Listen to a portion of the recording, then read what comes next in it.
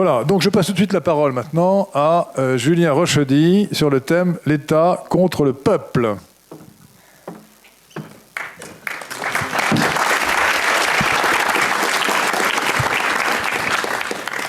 Bonjour à tous et merci à vous. Merci beaucoup Henri de Lesquen, cher Henri de Lesquen, pour cette invitation et pour ce beau cadeau que vous me faites de devoir parler juste après déjeuner pour le latin que je suis. C'est vraiment très sympa à vous. Merci beaucoup, monsieur de Lesquen, mais je vais quand même le faire, c'est un devoir.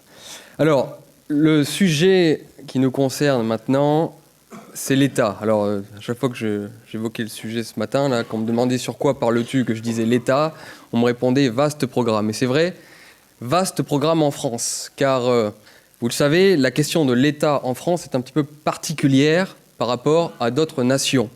On dit souvent que les nations préexistent avant l'État, avant qu'elles se dotent d'un État, et qu'en France, au contraire, l'État a existé avant que la nation n'arrive, puisque précisément l'État aurait participé de la création de la nation française, ou en tout cas, sans être aussi excessif, on pourrait dire que l'État et la nation se sont construits de façon concomitante.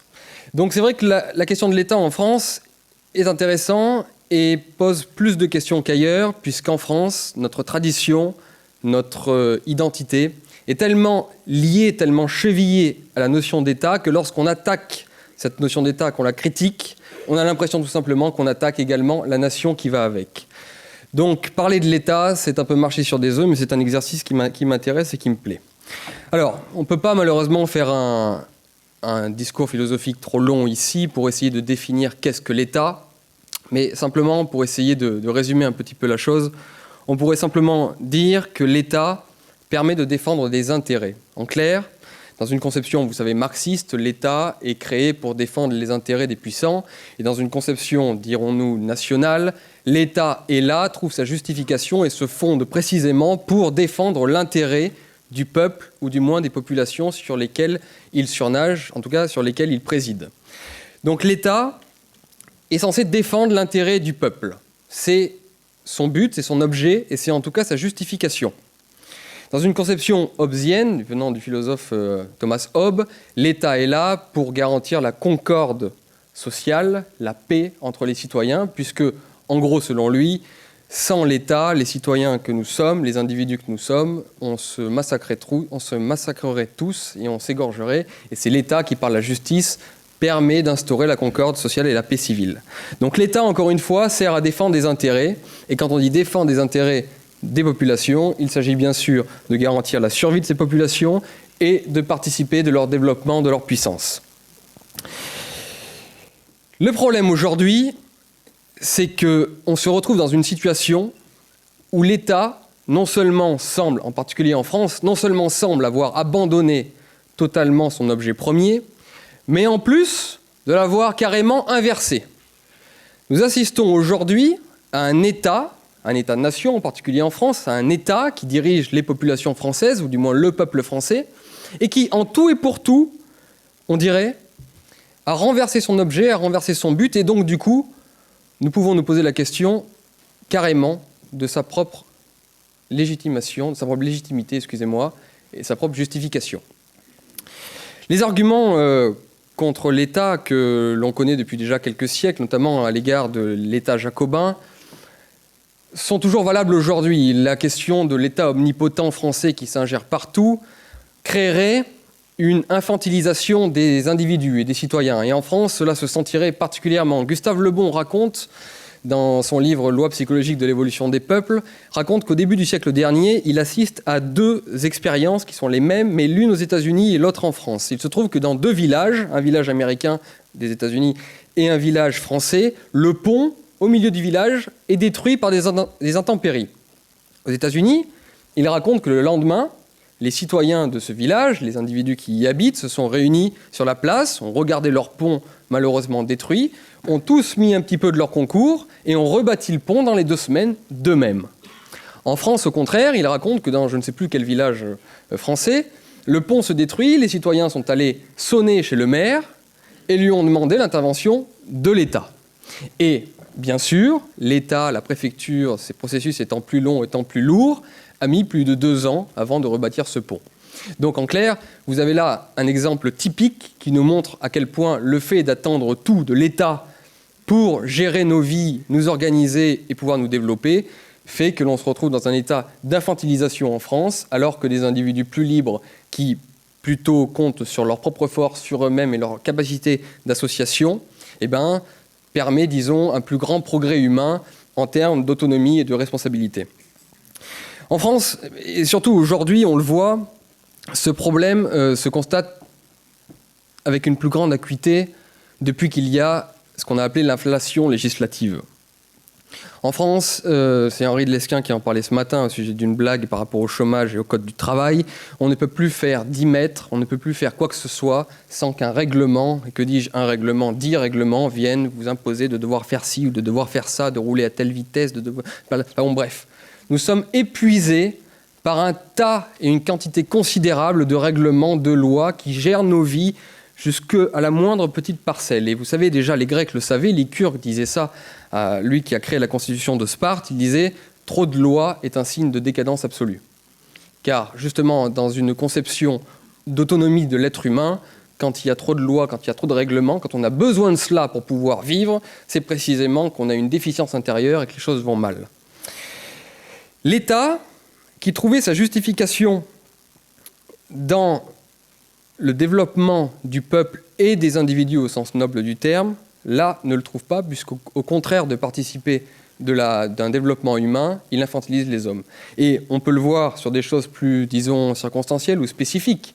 Il est inutile ici, je crois que M. Beigbeder en a parlé ce matin, que je vous évoque la fiscalité française, par exemple. La fiscalité française où il est extrêmement difficile, notamment pour les jeunes, mais pas que, pour toutes les personnes qui ont un petit peu d'énergie, un peu d'audace et qui veulent se lancer dans le monde de l'entreprise, de pouvoir se lancer et de pouvoir même supporter la concurrence des autres nations qui sont même pas à l'autre bout du monde, on parle souvent de la Chine, mais simplement d'autres pays européens.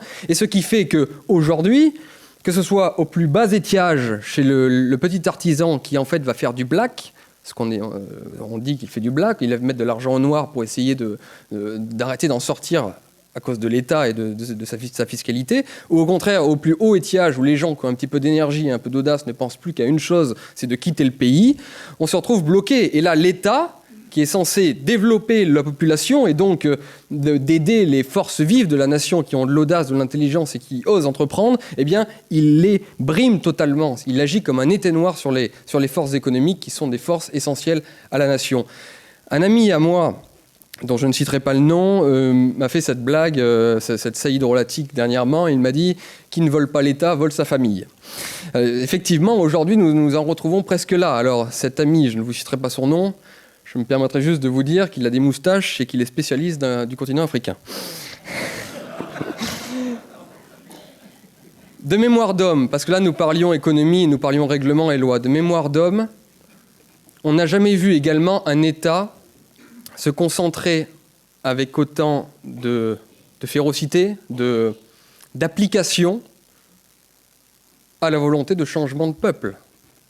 C'est la première fois peut-être dans l'histoire qu'on aperçoit un État dont l'objet est de vouloir changer le peuple sur lequel il était fondé. Parce qu'aujourd'hui, nous, avec nos petits yeux, quand on voit à 10, 20 ans, on pense que c'est Giscard d'Estaing, on pense que c'est Mitterrand, on pense que c'est Chirac. Mais dans 100 ou 200 ans, les historiens, s'il y en a encore, diront c'est l'État français. Croyez bien que Giscard d'Estaing, Chirac, plus personne s'en souviendra. Donc on assiste là à un État qui, par les financements aux associations, qui par les préfectures et les naturalisations, et par la police qui laisse passer, par sa politique, fait que le peuple qu'il est censé défendre, protéger et promouvoir est totalement lésé parce qu'il se fait remplacer par ces structures étatiques. D'ailleurs, c'est un petit peu la même chose au niveau de la sécurité. C'est pour ça que je vous parlais d'Hobbes tout à l'heure, qui disait que l'État était là pour garantir la paix sociale, garantir la concorde entre les individus.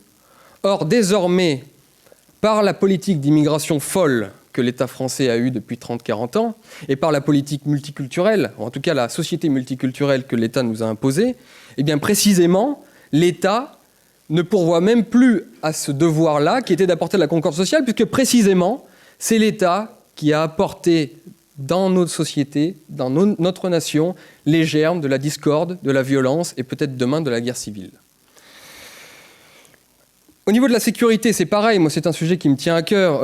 Vous savez, vous pourriez me dire, Richelieu, par exemple, et Napoléon après lui ont insisté sur l'interdiction du duel.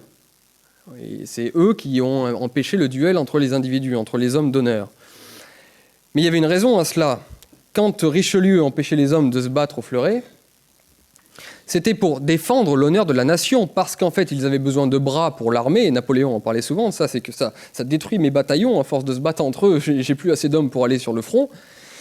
En fait, on déplaçait le cursus de l'honneur à titre individuel au niveau national. Or, aujourd'hui, on se retrouve dans une situation où nous n'avons, en tant qu'hommes, toujours pas le droit de défendre notre propre honneur, notre honneur d'homme, l'honneur de notre famille, parce qu'on nous interdit, les derniers événements nous ont bien montré d'ailleurs que tout ce qui était légitime défense, on se défend un petit peu et on finit en prison, c'est nous qui finissons en prison, donc on n'a même plus le droit de défendre notre honneur, mais c'est pas en vue d'une défense d'un honneur supérieur de la nation, puisque, comme vous le savez, l'État aujourd'hui ne défend absolument plus l'honneur de la nation. Donc en gros, il nous lèse encore, de manière supplémentaire, sur l'honneur des individus et l'honneur que l'on peut avoir au fond de nous, notre dignité.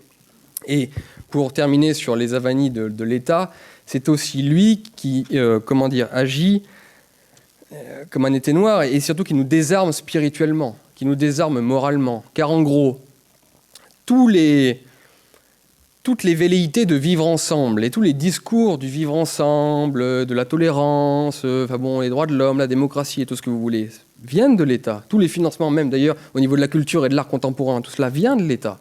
Les écoles, je ne vous parlerai pas de la théorie du genre et tout le reste, tout ça sort de Paris, sort de l'État. Vous mettez une chape sur Paris, vous mettez une cloche à fromage sur Paris, vous revenez 2 ans après, dans les provinces françaises, plus personne ne parle de vivre ensemble ou de quoi que ce soit. Tout ça vient et nous est imposé, nous est seriné et oblige. Attention, monsieur. C'est pas de la faute de l'État s'il est tombé, mais on pourrait... Bref. Donc, en clair... monsieur, ça doit être les normes des escaliers imposées également. On va attendre que le monsieur s'assoie.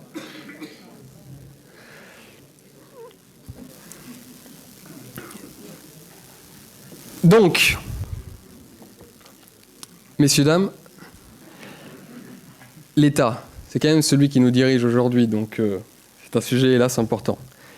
En clair, cet État-là a totalement inversé ses objets et se retrouve dans la situation où il est contre le peuple qu'il était censé défendre et promouvoir. Pour caractériser cet État, je parlerai, moi, d'État zombie. Pourquoi ? Vous savez, les zombies, les morts-vivants, ça fait florès en ce moment dans le cinéma et dans les séries télévisées. Beaucoup de jeunes aiment ça, regarder les films sur la fin du monde où il y a des morts-vivants et des zombies. Et qu'est-ce qu'un zombie ? Un zombie, c'est quelque chose qui était autrefois bien portant. C'est quelque chose qui aujourd'hui est très lent et très lourd. C'est quelque chose qui ne pense plus. C'est quelque chose qui n'a plus de projet et dont l'unique objet est d'essayer de bouffer, pardonnez-moi l'expression, mais enfin c'est le cas, de dévorer ce qui était autrefois ses coreligionnaires et ce qui était autrefois sa famille. Eh bien, l'État actuellement, c'est quelque chose qui autrefois était bien portant, c'est quelque chose qui est lourd, qui est lent, qui n'a plus de projet, qui n'a plus d'idées et dont l'unique objet est de chercher à bouffer sa famille. Alors, une fois qu'on a caractérisé l'État zombie, la première chose que vous pourriez me dire, et c'est Marine Le Pen qui me l'a dit un jour, lorsque j'ai eu cette discussion avec elle, elle m'a dit quelque chose de très simple, de très banal, mais qui n'en demeure pas moins pertinent. Elle m'a dit, mais enfin, il ne s'agit pas là de l'État, il s'agit des gouvernements. Évidemment. En gros, pourquoi incriminer le véhicule ? Il faut incriminer le conducteur. Il ne faut pas incriminer l'État en tant que tel, qui est un moyen, il faut incriminer le président de la République et ses ministres. Bien évidemment, ça paraît évident, mais ce simplisme-là cache des choses, et les choses sont plus compliquées. C'est là où nous rentrons dans des considérations qui sont un peu plus inquiétante. Comment devient-on un zombie? Comment devient-on un état zombie? C'est précisément parce qu'on est mort. C'est-à-dire que si l'on considère les structures politiques, les morphologies politiques, qu'on considère qu'elles sont inscrites dans l'histoire, c'est-à-dire qu'elles appartiennent à l'histoire, alors il faut considérer qu'elles ont un âge jeune, un âge mature, une vieillesse et une mort.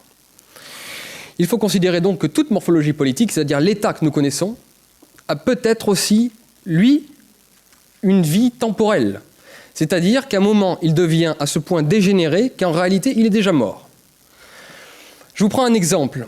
Il y a une idée reçue sur l'Empire romain, par exemple. On pense souvent que l'Empire romain est mort parce qu'il y avait une grande différence entre les derniers empereurs romains, qui étaient dans l'acception générale des décadents, tandis que les premiers empereurs romains, les Jules César, étaient de grands guerriers, des hommes vaillants et des hommes pleins d'énergie. C'est complètement faux. Sachez que l'Empire romain, à sa toute fin, a connu des empereurs parmi les meilleurs qu'il n'a jamais compté dans son histoire.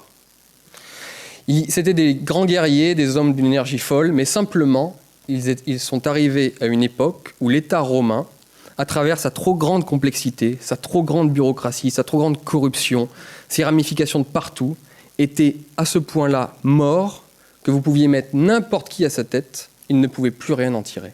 Et ça, ce sont des leçons de l'histoire qu'il faut retenir et qui, du coup, nous ouvrent des perspectives absolument énormes sur l'avenir et sur, finalement, qu'est-ce qu'on doit faire en France. Parce que si la seule question qu'on se pose, c'est il suffit de changer le président de la République et de mettre Marine Le Pen, Philippe de Villiers, Henri de Lesquen, votre serviteur ou Dieu le Père, et que toutes les choses puissent changer, ou alors vous considérez que malheureusement l'histoire a une incidence et qu'effectivement c'est parfois plus compliqué que ça.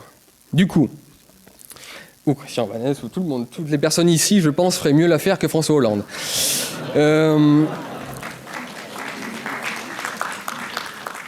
Du coup, si vous souscrivez avec moi à cette idée de l'état zombie, et que si vous y souscrivez, finalement, on en arrive à ce qu'on appelle aujourd'hui, enfin depuis quelque temps déjà, le libéralisme, puisqu'en fait, vous vous retrouvez en face d'un arbre qui est près de mourir, s'il n'est pas déjà mort, mais allons-y, supposons qu'il est seulement près de mourir, et du coup, la seule façon de le faire refleurir, c'est de l'élaguer un maximum.